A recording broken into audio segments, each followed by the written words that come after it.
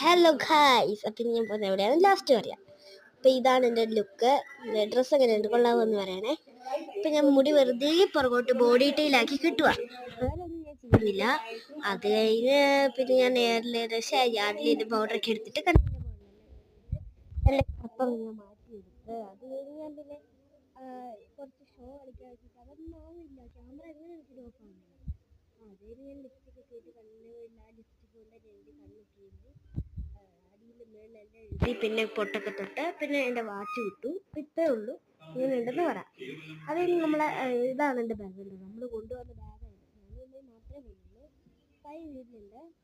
അത് കഴിഞ്ഞ് ഇത് അടുത്തുള്ള വീട്ടിലെല്ലാം പോയി ബൈ ബൈ ഒക്കെ പറഞ്ഞ് ഇന്നൊക്കെ കൊടുത്തു.